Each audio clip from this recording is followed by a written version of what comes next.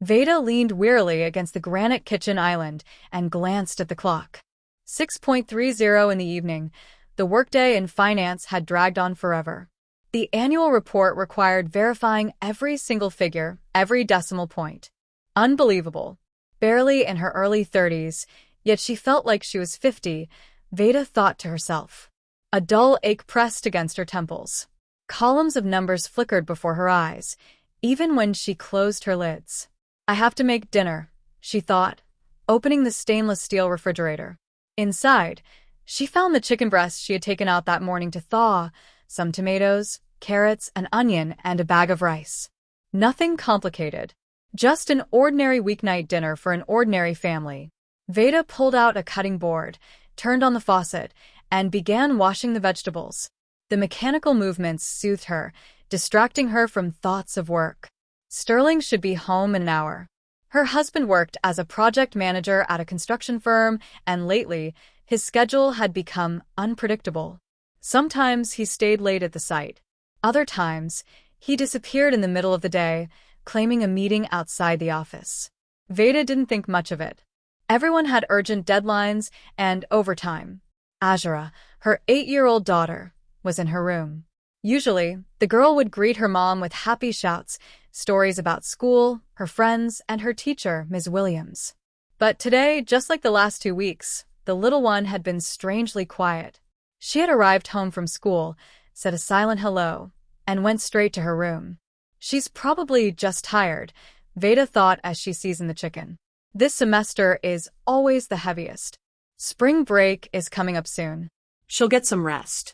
She put the skillet on the burner, poured in some oil, and heard soft footsteps behind her. She turned around. Azura was standing in the kitchen doorway in her fuzzy pink bathrobe, barefoot, her braided hair a bit messy, face pale, with bluish shadows under her eyes. Azura, baby, are you hungry? Veda asked gently. Come here. Help Mama set the table. The girl approached slowly and tugged at the hem of her mother's blouse. The movement was timid, unsure. Mama. The voice was low, almost a whisper. What's wrong, sweetie? Veda turned off the burner and sat on a chair facing her daughter. Azura hesitated, twisting the edge of her robe. Then she lifted her eyes. In them, Veda read a plea mixed with fear. Mama, can I stop taking the pills the lady gave me? Veda froze. Dozens of thoughts raced instantly through her head. What lady? What pills? When? Why didn't she know anything about this? What lady, Azura? She asked, trying to keep her voice calm so as not to scare the child. And what pills? Well, Daddy's friend, the lady colleague. She comes when you're at work. She says they're vitamins to help me study better. But after I take them, I get so sleepy. Then I wake up, and it's already dark, and my head hurts. Veda's heart began to beat faster. She felt the skin on her face go cold, the muscles in her neck tense up, but she couldn't show her fear to her daughter. She couldn't scare her. Azura, Veda said slowly, holding her daughter by the shoulders. Bring me those pills, please. Show me the bottle. It's in my room, in the desk drawer. The lady said it's a secret, that if I'm a good girl and take the vitamins, Daddy will give me money. Go get it, Veda asked, trying to force a smile. Azura nodded and ran off. Veda stood up from the chair and leaned against the wall. Panic invaded her. Her thoughts were jumbled. What colleague? Sterling's company was mostly men. Who was this woman giving her child some kind of pills? And why did Azura fall asleep after taking them? The girl returned a minute later with a small plastic bottle in her hand. Veda took it and looked at the label. No identifying brand, just a white paper sticker with handwritten text. Vitamins. Inside were round, white tablets. Thank you, honey, Veda said, hiding the bottle in her pocket. Go lie down for a bit in your room, watch some cartoons, and wash your hands. We'll eat soon. And don't take anything else, okay? Mama will handle these vitamins. Azura obediently went to her room. Veda pulled out her phone and quickly texted her friend, Dr. Zinnia, who worked at the urgent care clinic down the street. Zinnia, I need urgent help. Can you check some pills? Someone gave them to my daughter, said they were vitamins. I want to verify. I'll be there tomorrow morning. The reply came almost instantly. Come by at 8 before round start. We'll check them. Veda put the phone away and returned to the stove. The panic didn't leave her, but she had to make dinner. She had to behave as usual to not arouse suspicion. Suspicion from whom? From Sterling. She couldn't believe her husband knew about some pills for their daughter. Sterling loved Azura. He had always been an attentive father. He played with her, read her bedtime stories, helped her with homework. He couldn't consciously give the child something harmful. So, this woman was acting behind his back? The thought was terrifying, and Veda tried to push it away, but it kept coming back. It insisted on being in her head. What if Sterling knew about the pills? What if he was aware of who was coming to their house when Veda wasn't there? The apartment door opened, and Sterling appeared. Tall, athletic build, wearing a dark jacket and jeans. He was smiling broadly as always. Hey, babe. He walked over and kissed Veda on the cheek. Smells good. Chicken? Yeah, Veda replied briefly, not taking her eyes off the skillet. Is Azura home? Sterling asked, taking off his jacket. She'll be out in a minute. Sterling went into the living room and Veda heard him turn on the TV. A normal evening, a normal family, but something had shifted. Inside her, everything had tightened with anxiety. During dinner, Veda watched her husband and daughter in silence. Sterling joked, talked about work, asked Azura about school. The girl answered in monosyllables, picking at her rice with her fork without appetite. Sterling didn't notice her depressed state, or he pretended not to notice. Why are you so sad, Azura? He finally asked. Maybe you need to take some vitamins? A colleague recommended some good ones for the immune system. Veda went still. She stopped chewing. She almost choked. Azura raised her eyes to her father, then looked at her mother. No, Daddy, I don't want those vitamins anymore. Mama is going to buy me different ones, the girl said quietly. Suit yourself. Sterling shrugged and continued eating. After dinner, Veda tucked her daughter in, sat by her side for a long time, and stroked her hair until Azura fell asleep. The girl slept restlessly, tossing and turning, murmuring something in her dreams. Veda left the child's room and closed the door behind her. Sterling was sitting in the living room, absorbed in his phone. Veda walked past him without a word and went to bed. But she didn't sleep. She lay with her eyes closed, listening as her husband brushed his teeth in the bathroom, as he lay down beside her, as his breathing became regular and deep within a few minutes. And she thought about the pills, about the unknown woman, about how tomorrow she would learn the truth. In the morning, Veda got up at 6 as always. She got Azura ready for school and walked her to the bus stop. The girl looked more animated than yesterday. She was even smiling. Mama, are you really going to buy me different vitamins? She asked before getting on the bus. Of course, baby. Don't worry. Have a good day at school. Veda watched the bus leave and walked quickly toward the subway. The clinic was 3 stops away. Zinnia was already waiting for her at the entrance, wearing her white coat, her face concerned. Show me what you have, she said instead of a greeting. Veda took out the bottle. Zinnia opened the lid, poured a pill into her palm, examined it closely, and smelled it.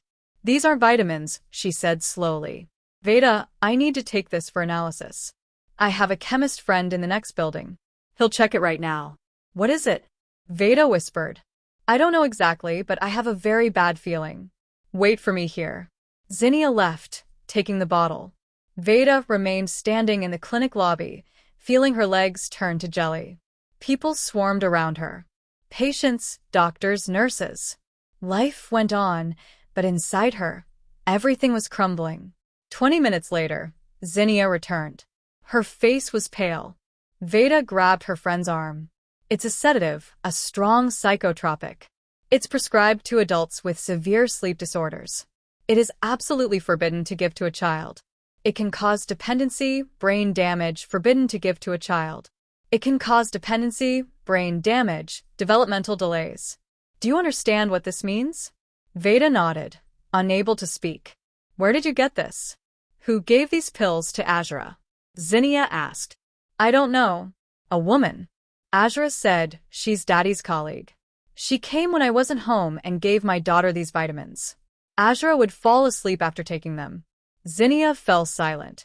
Then she said firmly, Veda, you must find out who this woman is, and you must go to the police. It is a crime to give psychotropic substances to a child without a prescription. Your daughter could have suffered serious harm. I know, Veda replied. I'll do everything. Thank you, Zinnia. She left the clinic, took out her phone, and called work. She said she would be a couple of hours late. Then she called an Uber and went home. She needed to check something. The apartment was empty. Sterling had gone to work at 7. Veda went into Azra's room and opened the desk drawer where her daughter kept her school supplies. There, under the notebooks, were several bills. Veda counted them. $700. Where did an 8-year-old get that much money? School lunches were paid in advance. Veda and Sterling rarely gave pocket money. Maybe $5 or $10 for ice cream. $700 was way too much. Veda remembered her daughter's words. Daddy will give me money. So Sterling knew. He was aware of this nightmare and was paying Azra for her silence. No, it was impossible. She couldn't believe it. Veda took out her phone and started searching online for local spy shops. She needed proof. She needed to see everything with her own eyes. 3 days passed. 3 days during which Veda lived in 2 realities. Externally, everything was as usual. Work, home, dinner, conversations with her husband and daughter. But inside, fear, anger, and mistrust had taken root. They devoured her from within. On Monday morning, after that visit to Zinnia, Veda had stopped by an electronics store. The clerk, a young guy with a polite, rehearsed smile, showed her several models of hidden cameras. She chose the most discreet one, a miniature camera camouflaged as a phone charger. It could be plugged into an outlet in the living room, and no one would suspect a thing. Does the recording go to a memory card or the cloud? Veda asked. Both options, the clerk explained. You can watch the video in real time through an app on your phone or download the file. Excellent quality. Audio records clean too. Veda paid and went home. Sterling was at work. She installed the camera in the living room, aiming the lens so that the front door, the hallway, and part of the room were in the frame. She checked it through the app. Everything worked. The image was sharp. The sound recorded without interference. Now all that was left was to wait. That same evening, Veda spoke to Azra. The girl was sitting at the table doing her math homework. Veda sat next to her and hugged the child around the shoulders. Azra, baby, I need to ask you something. What, Mama? The girl looked up from her notebook. Do you remember the lady who gave you the vitamins? What's her name? Azra thought, furrowing her brow. I don't remember. She didn't say. Daddy said she's his colleague, that they work on a project together. She comes often 2 or 3 times a week, usually after lunch when I get home from school. Daddy opens the door for her. They say hi. Then the lady gives me a vitamin and says I need to sleep a little so I don't bother them while they work. I take the pill, lie on the couch, and fall asleep. And when I wake up, she's gone. And what does Daddy do when you sleep? I don't know, Mama. I'm sleeping. I guess he works with the lady. They sit at the computer, discuss something. Daddy said it's an important project.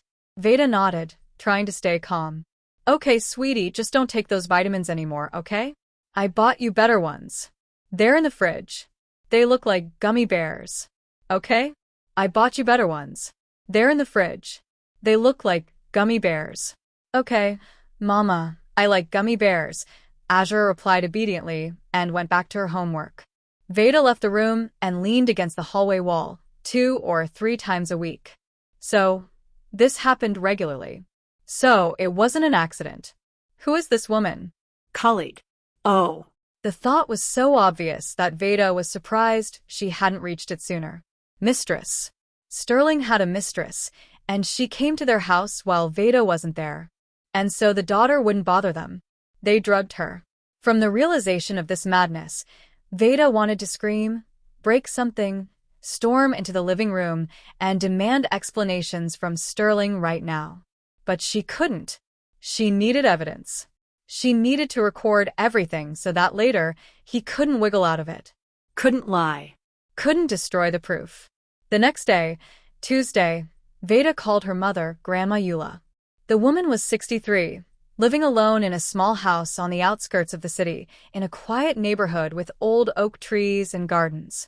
After Veda's father passed away 5 years ago from a heart attack, Eula led a retired life, tending her garden, knitting, and reading. "Mama, I need your help," Veda said when her mother answered. "What happened, baby?" Concern filled Eula's voice. "I'll explain later. Can you pick Azra up from school this week, every day? Let her stay with you until the evening. I'll pick her up after work." "Of course I can, but what's wrong?" "I'll tell you later, Mama. I can't talk right now." "Thank you so much. Veda, you're scaring me." Everything is fine. "It will be fine. I promise." Veda hung up and exhaled. Now, Azra would be safe. Now this woman couldn't give her any more pills, and the camera would record whatever happened in the apartment in the child's absence. On Wednesday, Grandma Eula picked up her granddaughter from school. Azra was happy. Grandma always baked pies and told interesting stories about her youth in the South.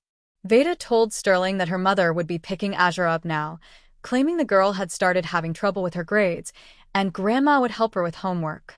Sterling didn't object. He even seemed pleased. "Great," Sterling said. "She's smart. She'll help Azra catch up."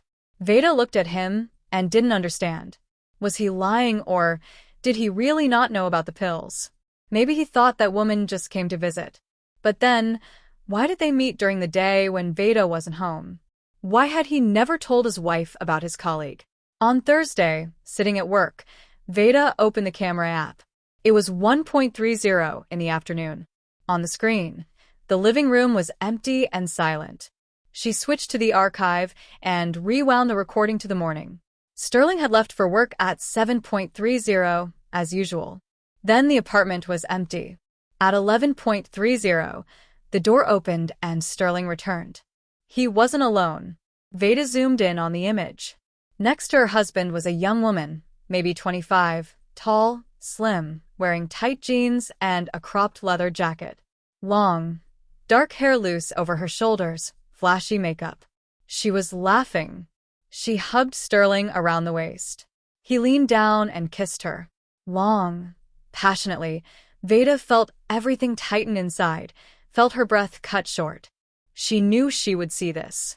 She had prepared herself, but it still hurt. It hurt morally and physically, as if someone had stabbed a knife under her ribs and slowly twisted the blade.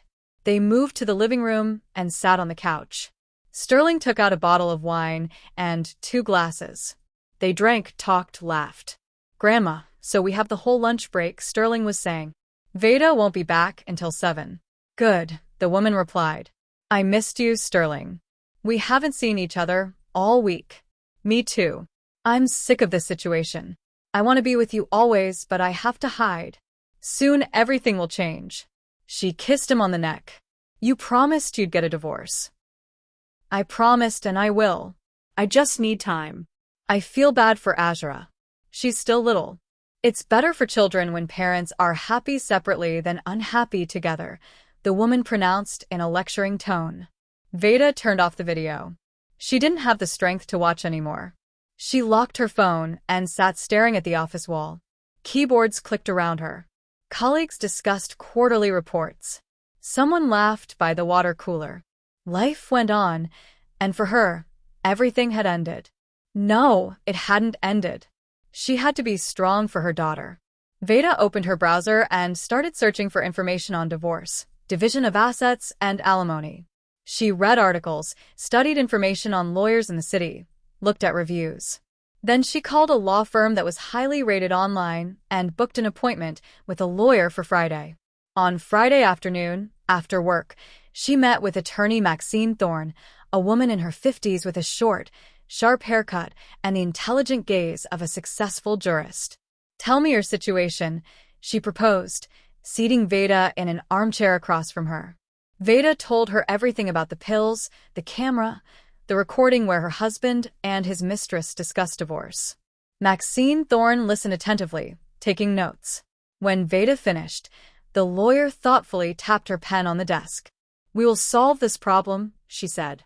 "First, we must document the fact of giving psychotropic drugs to a minor. That is a criminal offense. Second, we must gather evidence of marital infidelity for the divorce proceedings.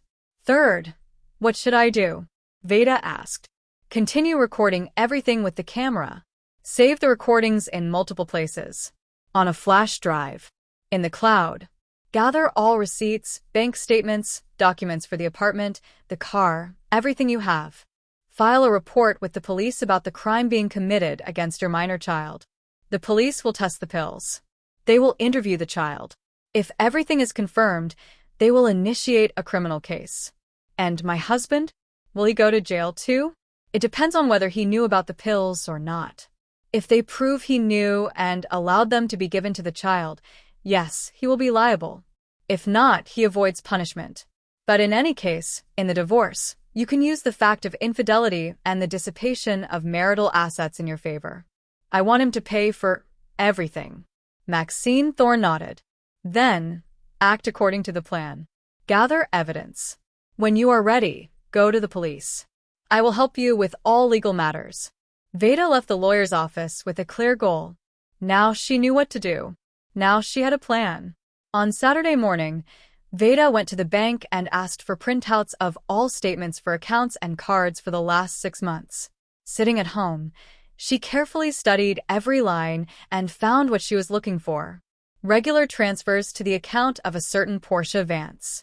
$500, $700, $1,000 every week.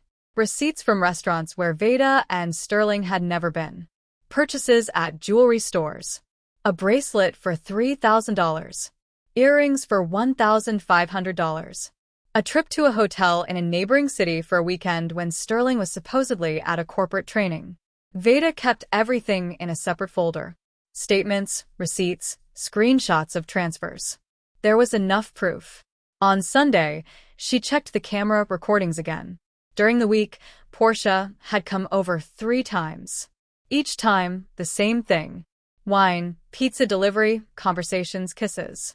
In one of the recordings, Veda heard Sterling call this woman, my girl, promising her a trip to the beach, saying his wife didn't understand him or love him.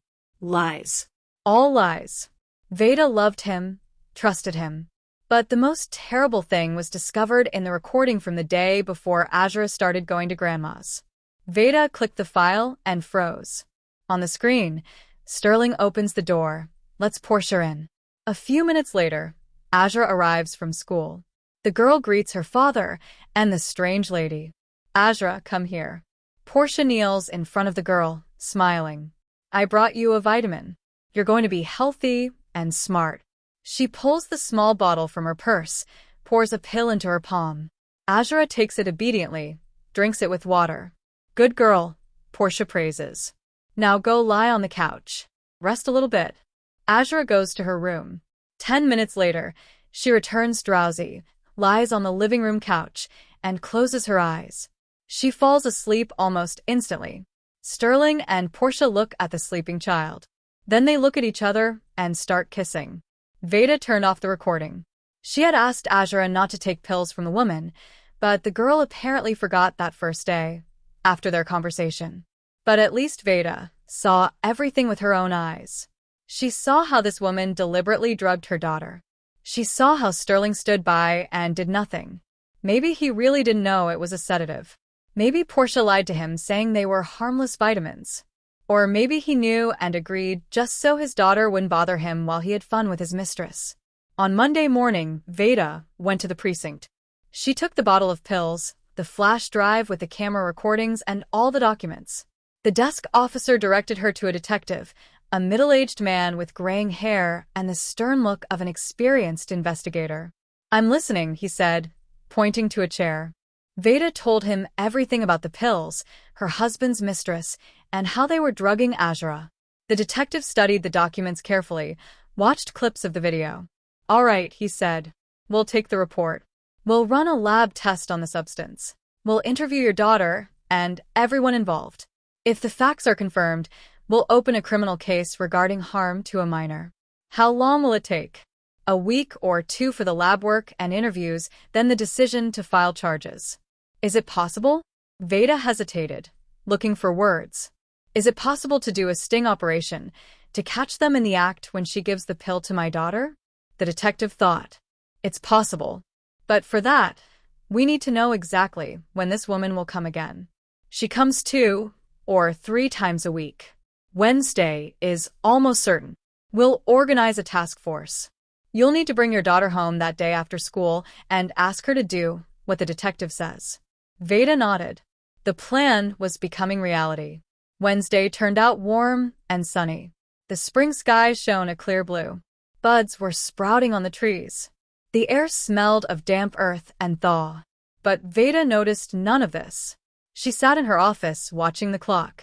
1:30, one more hour, and what she had prepared for all last week would begin. Yesterday evening, the detective called and explained the plan in detail.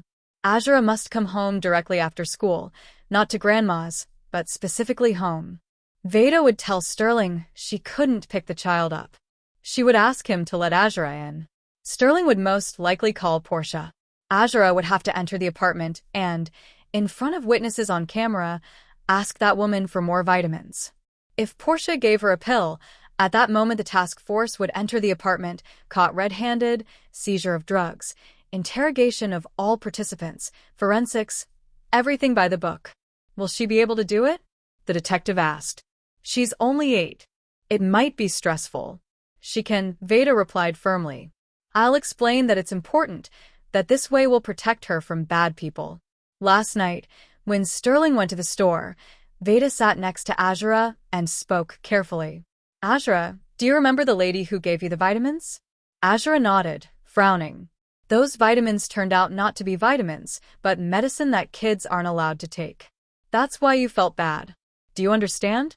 I understand, Mama. I won't take them anymore. Right. But we need to make sure that lady never gives those pills to other kids again. Tomorrow, you'll come home after school, and if that lady is there, you'll go up to her and ask for more vitamins. You'll say you like them, and then police officers will come and take the lady away, and she won't hurt anyone else. Can you do that? Azura looked seriously at her mother. I can, Mama. I'm not scared.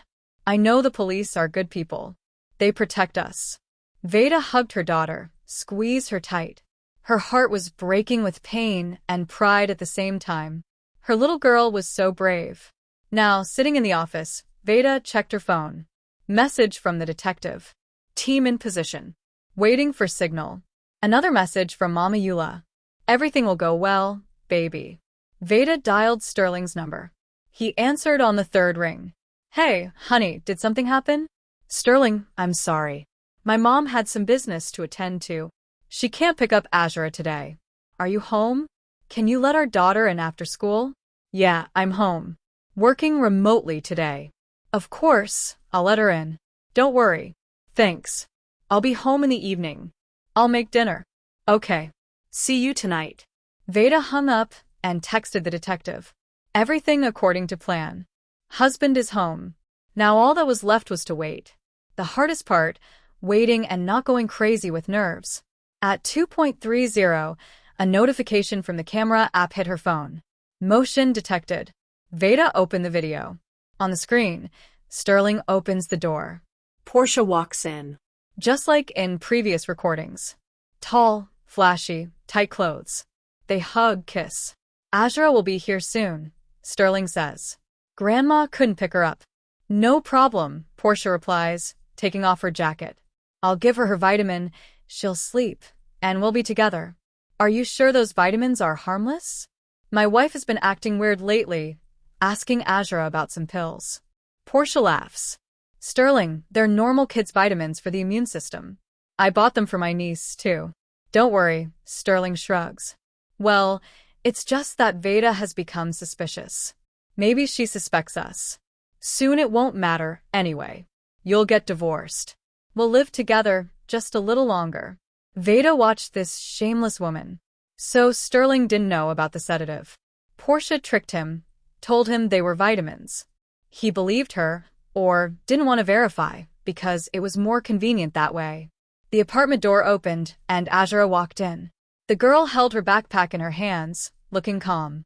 Veda held her breath. Hi, Daddy. Azura greeted her father, then turned her gaze to Portia. Hi, ma'am. Hi, sweetie. Portia knelt in front of the girl, smiling. How was school? Good. They gave us a lot of homework. That's great. Go change, then we'll eat. Azura went to her room, dropped off her backpack, returned to the living room, sat on the couch, and looked at Portia. Veda saw her daughter take a breath, couch, and looked at Portia. Veda saw her daughter take a breath, saw her clench her fists. Brave girl. Her brave little girl. Ma'am, Azura said quietly, can I have more vitamins? I like them. I sleep good after taking them too. Portia lit up with a smile. Of course, dear. I brought some right here. Here. She pulled the familiar bottle from her purse, poured a pill into her palm, and extended it to Azura. The girl took the pill, brought it to her mouth, and at that moment, the door burst open with a crash. Four people in plain clothes stormed into the apartment. Police. Hands where we can see them. Nobody move. Portia screamed. She went pale. Sterling stood frozen with his mouth open. Azura dropped the pill on the floor. The detective, the same man Veda had spoken to on Monday, walked quickly up to Portia, flashing his badge. Portia Vance, you are under arrest on suspicion of committing a felony causing harm to the health of a minor. You have the right to remain silent. You have the right to an attorney. Well, what crime? I didn't do anything. Portia tried to pull away, but they held her firmly by the arms. You gave a minor a psychotropic drug without a medical prescription. The detective continued calmly. We have witnesses. We have video recordings. We are seizing the drugs now. Come with us. The female officer approached Azura, kneeling beside her. Don't be scared, honey. You did everything right. Now this lady won't hurt anyone else. Azura nodded. Else. Azura nodded. Veda watched as her daughter held it together, trying not to cry. Strong. So strong. Sterling finally found his voice. Wait, I don't understand what's happening. What's psychotropic drugs? They're vitamins. The detective turned to him. Sterling? Sterling, you will also need to come with us to give a statement. Were you aware that this woman was giving your daughter sedatives? Sedatives? Sterling went pale. He looked at Portia. You said they were vitamins. Sterling, I just wanted nobody to bother us. She only slept for a little while. Nothing serious. Portia tried to justify herself, but they were already leading her out of the apartment. The detective approached Azura, picked up the pill from the floor, put it in an evidence bag, then addressed the girl. Azura, we'll need to ask you some questions, but not now, tomorrow, when your mom comes with us. Okay. The girl replied quietly. In the meantime, call your mom. Tell her it's over. Azura took out her phone and dialed. Veda answered instantly. Mama, the police took her away, just like you said. Good job, baby. You are so brave. I'm coming now. I'm coming to get you. Wait for me. Veda grabbed her purse and ran out of the office without saying goodbye to her colleagues. It was a 30-minute subway ride home. She ran through the streets, pushing past people without noticing anything around her, just to get there in time, just to hug her daughter, tell her everything is okay, that the danger has passed. When she burst into the apartment, Azura was sitting on the couch hugging a teddy bear. The officers were still processing paperwork, photographing the scene, seizing the bottle of pills. Veda ran to her daughter, hugged her, squeezed her as tight as she could. That's it, my good girl. It's all over.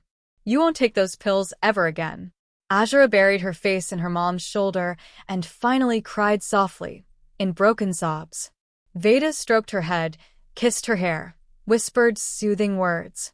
The detective approached them.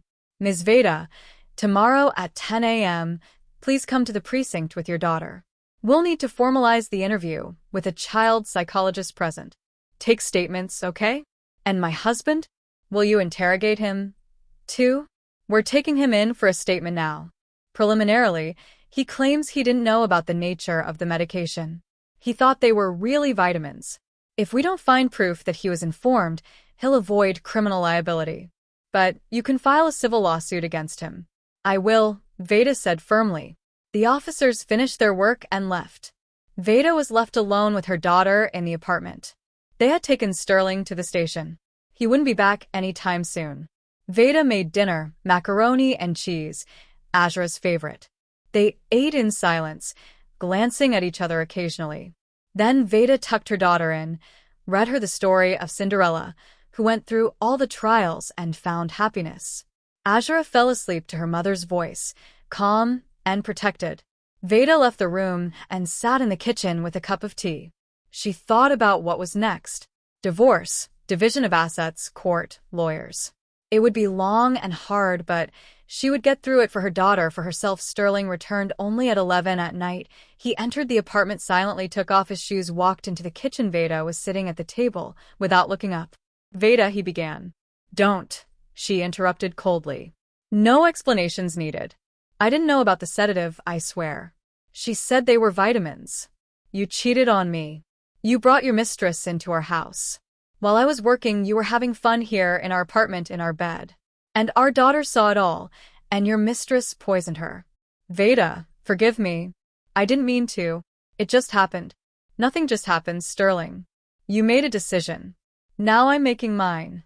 Tomorrow I'm filing for divorce." Sterling slumped into the chair opposite, covered his face with his hands. "I ruined everything. I'm an idiot. I lost my family. Yes, you lost it. And you will get everything you deserve in full, and I will make sure of that."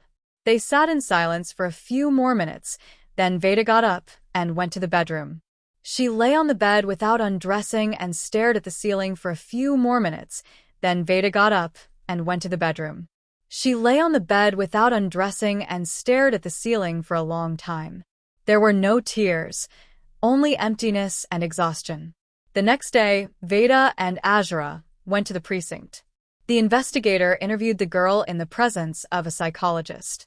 He asked how often Portia gave the pills, what she said when doing so, how the girl felt after taking them. Azura answered calmly in detail. The psychologist noted that the child was in a state of stress, but her psyche hadn't suffered critically. A week later, the lab results came back.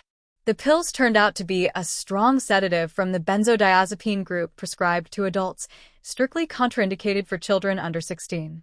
Regular intake could cause dependency, cognitive impairment, developmental delays. The detective called Veda and informed her, criminal proceedings have been initiated. Portia Vance confessed completely.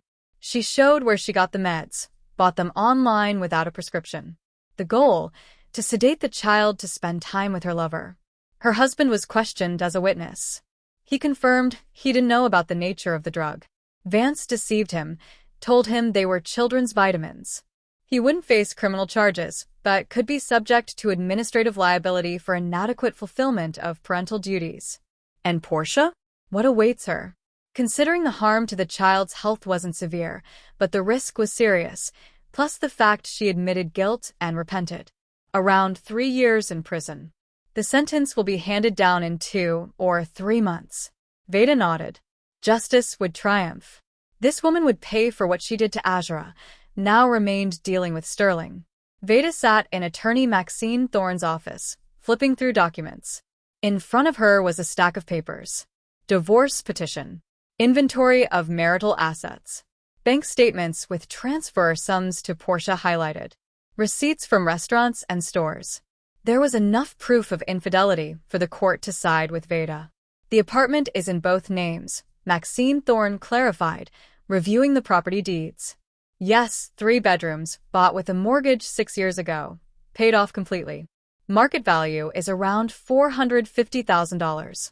1 car in Sterling's name, bought 4 years ago. Worth about $30,000 now. Savings, deposits, $150,000 in joint money. Plus, I have a personal account with $30,000. That was money from selling my old car before the marriage. Maxine Thorne nodded, making notes. Good. In the divorce, all assets acquired jointly are divided 50-50. We'll have to sell the apartment, split the money. Sell the car, or one spouse buys out the other's share. Savings split in half. Your personal deposit stays with you. It's not community property. And the compensation? Veda asked. He spent our joint money on his mistress. Transfers, gifts, restaurants. I calculated everything from the last 6 months, around $35,000. We will file a claim for dissipation of marital assets within the divorce suit. With such evidence, the court will grant it. He will be obligated to return half of the spent funds to you, $17,500, and the child, Azra, will stay with me without a doubt. Considering the circumstances, the father's infidelity, the fact that the child was exposed to danger in his presence, even if he didn't know about the sedative, the court will definitely determine the child lives with you. Sterling will pay child support and will have the right to see the child according to an agreed schedule. Veda exhaled. Everything was going according to plan. Terrible, painful, but according to plan. When do we file? I've prepared all the documents. We can file tomorrow. The first hearing will be scheduled in about a month. Considering your husband will hardly object to the fact of infidelity and the asset division, the process will take 2 or 3 months max. Good. File it. The next day, the divorce petition was filed in the district court. Sterling was served the summons a week later. He came home gloomy, holding an envelope. He walked silently into the kitchen where Veda was making dinner. "So, you decided anyway," he said quietly, dropping the documents on the table. "Yes, I decided. I thought you were joking, Veda. Maybe we can still fix everything. I cut all ties with Portia. I'll be a model husband." Veda turned to him, and in her eyes, he saw so much coldness and contempt that he fell silent. "You deceived me. You brought your mistress into our house. Our daughter saw a strange woman acting like she owned our apartment. Azra was being poisoned with sedatives while you had fun. You spent our money we were saving for vacations, for our daughter's college fund, on your mistress. And you think everything can be fixed? I didn't know about the sedative. How many times do I have to repeat it? You didn't want to know. Because it was convenient for you. Convenient that the kids slept and didn't bother you. You didn't even ask what those pills were. Where they were from. You didn't care." Sterling lowered his head. "I really thought they were from." "You didn't care." Sterling lowered his head. "I really thought they were vitamins. Portia said they were for the immune system. So you trusted a strange woman unconditionally without even verifying what the pills were. That says a lot." They stood in silence. Then Sterling took the envelope and went to the bedroom. Veda went back to the stove, but the stress was taking its toll. She couldn't force herself to keep cooking. In late May, the first court hearing took place. Veda came with her lawyer, Sterling with his, a young man with glasses who didn't look very confident. The judge, a stern woman in her mid-50s, studied the case materials closely. "Mr. Sterling, do you admit to the fact of marital infidelity?" she asked. Sterling stood up. "I admit it, Your Honor." "Do you agree with the division of assets in equal parts?" "I agree." "Do you object to the claim for compensation for funds spent on third parties?" Sterling looked at his lawyer. He shrugged. "I do not object." "Good. On the question of determining the minor's place of residence, what is your position?" "I agree that my daughter should live with her mother. I request visitation rights every weekend." Veda stood up. "Your Honor, I object to weekly visits. I request a schedule of twice a month on Sundays during the day. Considering the circumstances of the case, I believe the child needs time to recover psychologically." The judge nodded. "I will take your position into account." Hearing adjourned for 2 weeks. 10th, the court issued the judgment. Dissolve the marriage. Sell the apartment. Divide the proceeds equally. Transfer the car to Sterling with a compensation payment to Veda of half its value. Divide savings in half. Judgment against Sterling in favor of Veda for $17,500 as compensation for dissipated assets. Azra's primary residence with the mother. Visitation with the father twice a month, Sundays from 10 a.m. to 4 p.m.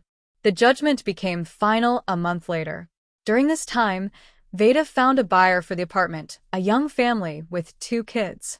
They agreed on $440,000. Each of them walked away with $220,000. In mid-July, Veda and Azra moved in with Grandma Eula. Grandma's house was on the edge of town, a 2-story place with an attic, a small garden, and a vegetable patch. Azra was given a room on the 2nd floor, with windows facing the apple trees. The girl was happy with the move. It was quiet here. It smelled of herbs and fresh bread that Grandma baked. "Baby, y'all can live here as long as you want," Eula said, pouring tea. There's plenty of room, and I'm happy to have you. Thanks, Mama, but it's temporary. I'll find my own place. We need our space. Veda started looking for housing. She considered two-bedroom condos in different neighborhoods. She wanted to find something close to Azra's school, so the commute would be easy. In late August, she found a suitable option. A two-bedroom condo, 900 square feet, 5th floor, recently renovated, good neighborhood infrastructure. Price, $200,000. Bargained down to $190. She closed the deal in early September. Moving into their own apartment was joyful. Azra helped unpack boxes, arrange books on shelves, hang curtains. They bought new furniture, a sleeper sofa for the living room, a separate bed for Azra. They furnished the kitchen simply but cozily. Potted flowers appeared on the windowsills. Mama, can we get a puppy? Azra asked one evening while they were watching a movie together. Veda thought a dog is responsibility, expenses, time for walks. But on the other hand, Azra needed a friend. After everything that happened, the girl had become withdrawn. She stopped talking to classmates, would come home from school and stay in. A dog could help her open up. Which one would you like? A spaniel or a retriever? Big kind. Okay, we'll look at the shelter. There are lots of dogs waiting for owners there. That weekend, they went to the animal shelter across town. It was noisy. Dozens of dogs of different breeds and sizes were barking. The shelter worker, a woman in denim overalls, led them past the cages, telling stories about the residents. And then, in one of the pens, Azra saw him. A medium-sized brown dog with floppy ears and kind eyes sat in the corner with his muzzle on his paws. Breed, Cocker Spaniel mix. Age, 3 years. What's his name? Azra asked. Roscoe. His owner moved overseas and couldn't take the dog. Roscoe is very obedient, affectionate, loves kids. Azra opened the gate and knelt in front of the dog. Roscoe lifted his head, sniffed her hand, then carefully licked it. The girl laughed. For the first time in months, Veda heard that crystal-clear laughter. Mama, can I keep him? Please? Of course. They took Roscoe home that same day. Bought a collar, leash, bowls, food, a bed. At home, Roscoe sniffed every corner. Then he lay down at Azra's feet and closed his eyes happily. He had found his family, and they had found him. Life began to improve. Veda went back to work after taking some time off. Azra started 3rd grade. The girl made friends with a classmate, Keisha. Together they did homework, walked Roscoe in the courtyard. Gradually, Azra became her old self, cheerful, open, curious. Sterling called occasionally, asking to see his daughter. Veda didn't object. According to the court order, twice a month, Azra went to see him reluctantly. She said Daddy was sad often, that he now lived in a small apartment on the outskirts, that he didn't have a nice car anymore. Veda didn't feel pity. He had chosen that path himself. In October, Veda learned that Portia had been sentenced to 3 years in a minimum security prison. The sentence was handed down quickly. Portia fully admitted guilt, repented, asked for leniency, but the court was strict. She knowingly gave a child a dangerous drug, risking the minor's health for personal interests. 3 years. Veda felt satisfaction. Justice had triumphed. Time passed. Autumn turned into spring. Spring into summer. A year had passed since Veda learned the truth, a year that changed everything. But she overcame it. She and Azra overcame it. Late that summer, on a warm August evening, Veda was walking Roscoe in the park near their house. The dog ran happily on the grass, chasing birds. Veda walked slowly, enjoying the peace. She felt good for the first time in a long while. Roscoe, come. She called him when the dog wandered too far. Roscoe didn't react. He ran toward another dog, a beautiful large husky with gray and white fur and blue eyes. The dogs sniffed each other and started to play. Luna, don't scare the other dogs, a male voice was heard. Veda looked up. Walking toward her was a man of about 35 in a track jacket and jeans, handsome, with a nice smile. Excuse me, she's too friendly, he said, approaching. No problem, mine doesn't mind socializing either. Veda replied, smiling. Beautiful dog. Husky? Yeah, her name's Luna, 2 years old. Energy to spare. Yours is a spaniel? Mix, his name is Roscoe. They started talking. Turned out the man's name was Emerus. He lived in the building next door, worked as a civil engineer, divorced, no kids. Adopted Luna a year ago. Since then, he walked in this park every evening. Strange we haven't met before, Emerus noted. I moved to this neighborhood only a year ago. I see. Do you walk here often? Every evening. Roscoe needs walks. He's active. Maybe we walk together? The dogs have more fun, and we won't be bored. Veda thought, why not? He seemed like a nice person. Just walks, nothing more. Okay, she agreed. Since that evening, they started meeting in the park regularly.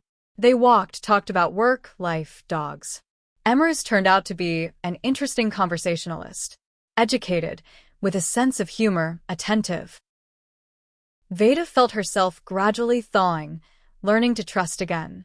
2 months later, Emerus invited her for coffee. They sat at a table, drank coffee, talked about everything.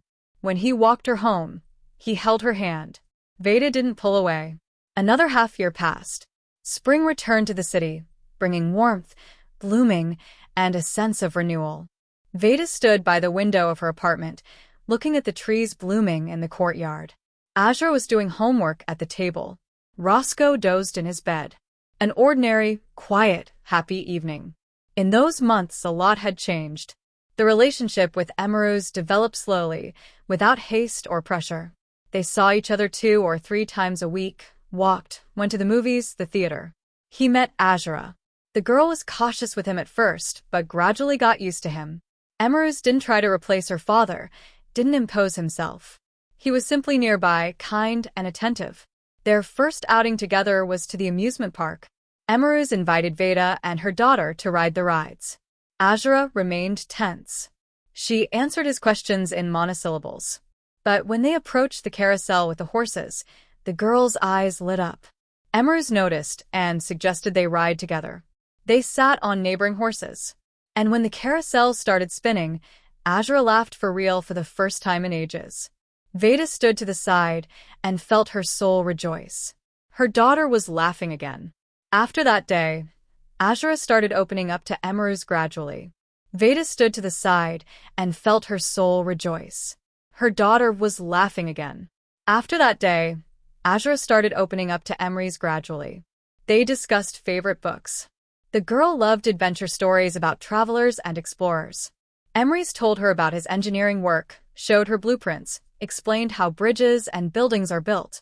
Azra listened with interest, asked questions. Common topics of conversation appeared between them. Mama, I finished math, Azra announced, closing her notebook. Can I go walk Roscoe? Of course, go ahead. Just not too long. It'll start getting dark in an hour. Azra put on her jacket, clipped the leash to Roscoe's collar, and ran out of the apartment.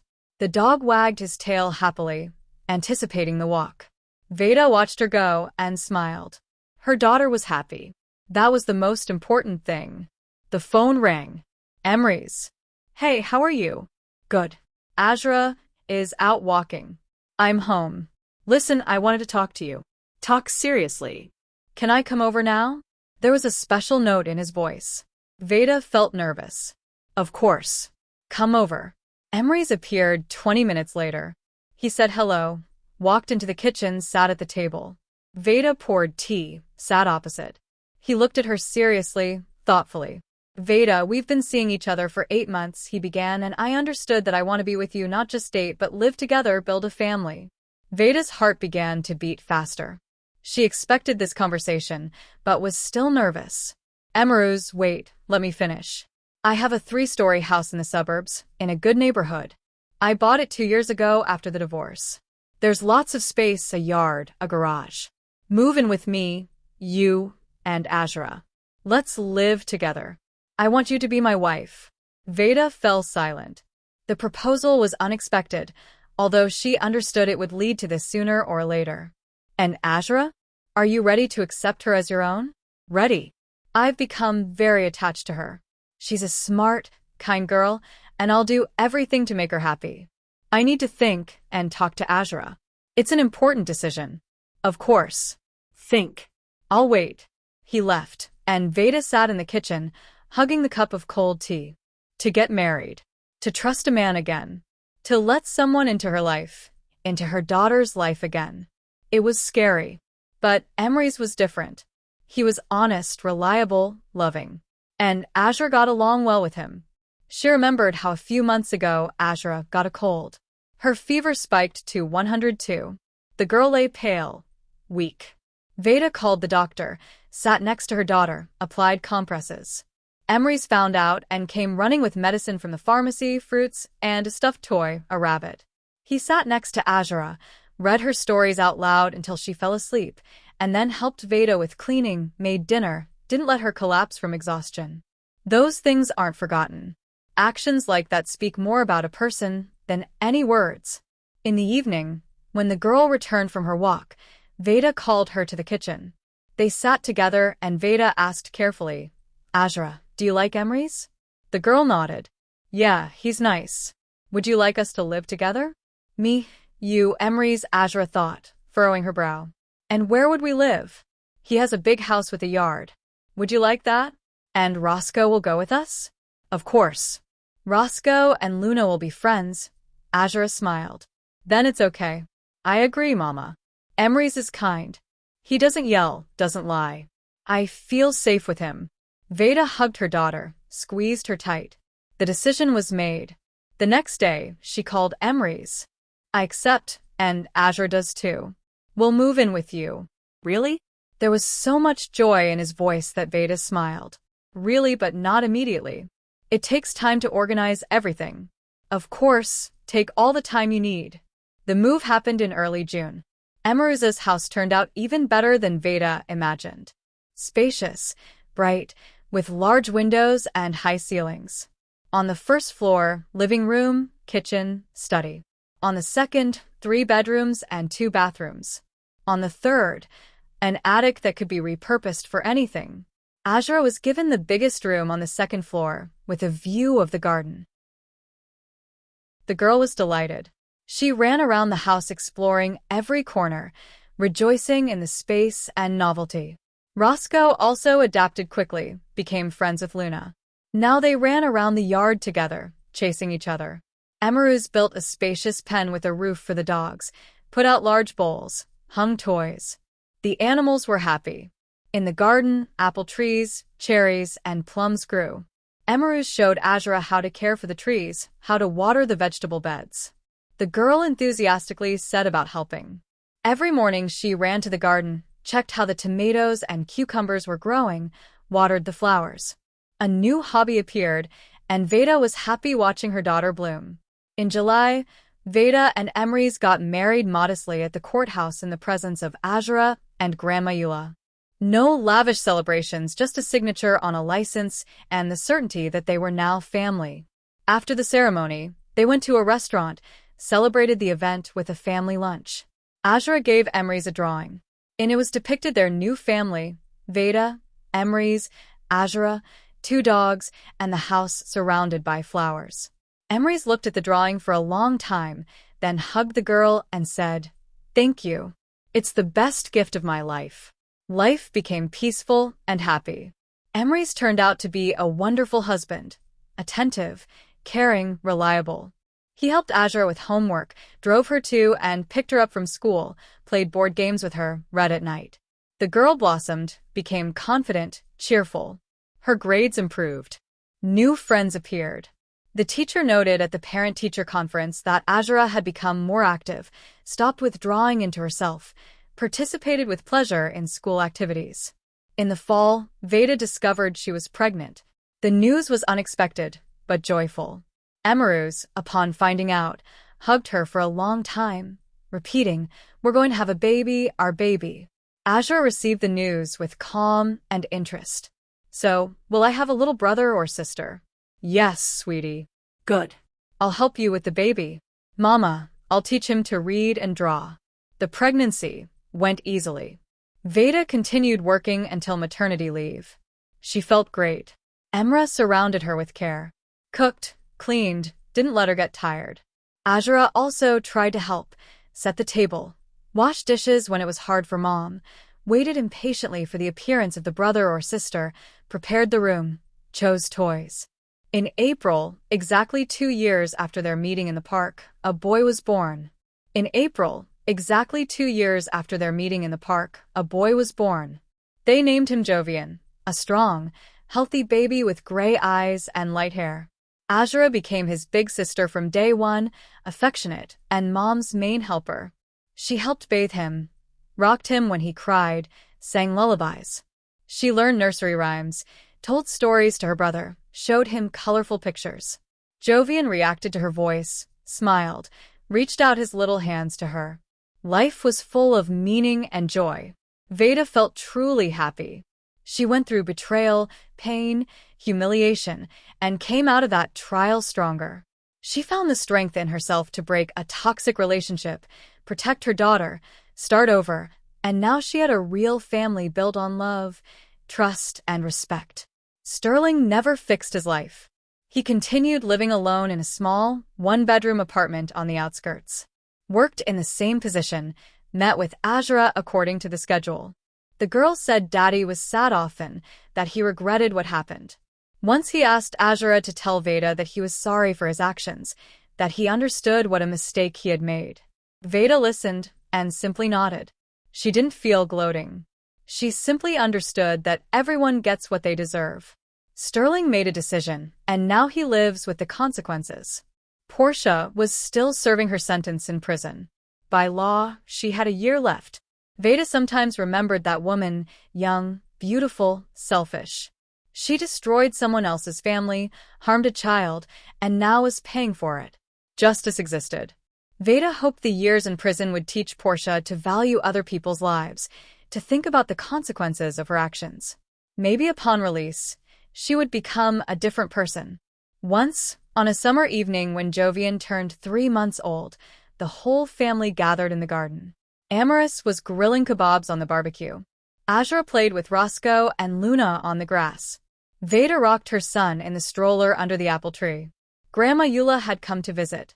She was sitting in a wicker chair knitting socks for her grandson. "What a beauty," she said, looking at everyone. "A real family. I am so glad, baby, that you were able to go through everything and find your happiness." Veda approached her mother, hugged her around the shoulders. "Thank you, Mama, for everything. Without you, I wouldn't have made it. You supported me when it was hardest. You are strong, Veda. You did it yourself. I was just nearby." Azura ran up to Veda, hugged her around the waist, cheeks flushed from running, eyes shining. "Mama, we are happy." Veda looked at her daughter, at Emery's turning the meat on the grill, at little Jovian sleeping peacefully in a stroller, at her mother smiling at them with such warmth, at the 2 dogs running on the grass, at the sun setting on the horizon. "Yes, sweetie, we are happy." And it was true. Despite the pain of the past, despite the scars on the soul, they were happy because they learned to value what they have, because they went through trials and didn't break. Did you like the story, and which city are you listening from? Let's meet in the break. Did you like the story, and which city are you listening from? Let's meet in the comments. If you like the story, you can support me by sending a super thanks so I can keep bringing more stories like this. Thank you so much for your sweet support. I'm looking forward to your comments on the story. On the screen, you can see 2 new life stories that I highly recommend. There's so much more on my channel. Don't forget to subscribe. See you in the next life story with love and respect.